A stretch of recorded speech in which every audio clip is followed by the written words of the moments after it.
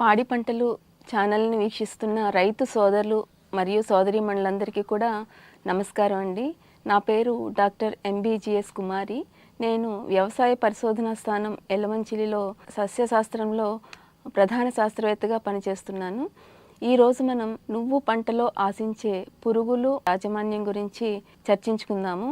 ముఖ్యంగా ప్రతి పంటలో కూడా ఈ పురుగులు తెగుళ్ళు ఆశించి మన పంటని తర్వాత దిగుబడిని గణనీయంగా తగ్గిస్తాయి. కనుక వీటిపైన మనం ఎప్పటికప్పుడు దృష్టి సారించి సరి అయిన సమయంలో యాజమాన్య చర్యలను చేపట్టినట్లయితే కనుక మంచి దిగుబడులు సాధించడానికి ఆస్కారం ఉంటుందండి.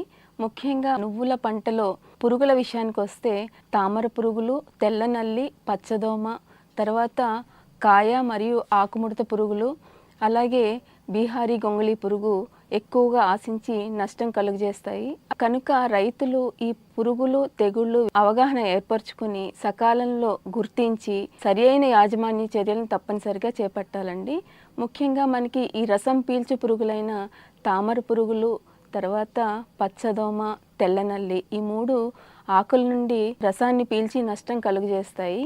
మనకి ఈ పచ్చదోమ మరియు తామర పురుగులు ఆశించినప్పుడు నివారణకు మోనోక్రోటోఫాస్ 1.6 మిల్లీలీటర్లు లీటర్ నీటికి చొప్పున కలిపి పిచికారీ చేసుకోవాలి.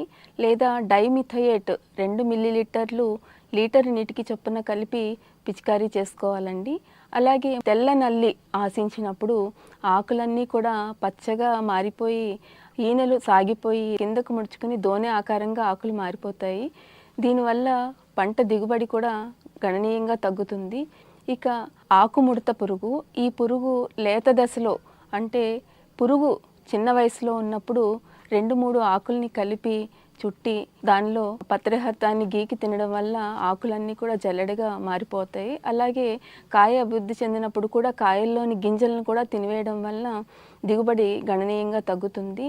ఈ పురుగు నివారణకి క్లోరిపైరిఫాస్ 2.5 మిల్లీలీటర్లు లీటర్ నీటి చొప్పున కలిపి పిచికారీ చేసుకోవాలి.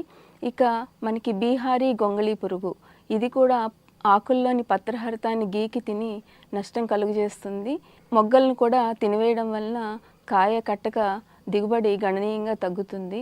కనుక ఈ పురుగును గమనించి వెంటనే నివారణ చర్యగా ఎసిఫేట్ 1 గ్రాము లేదా క్లోరిపైరిఫాస్ 2.5 మిల్లీలీటర్లు లీటర్ నీటికి చొప్పున కలిపి పిచికారీ చేసుకోవాలండి.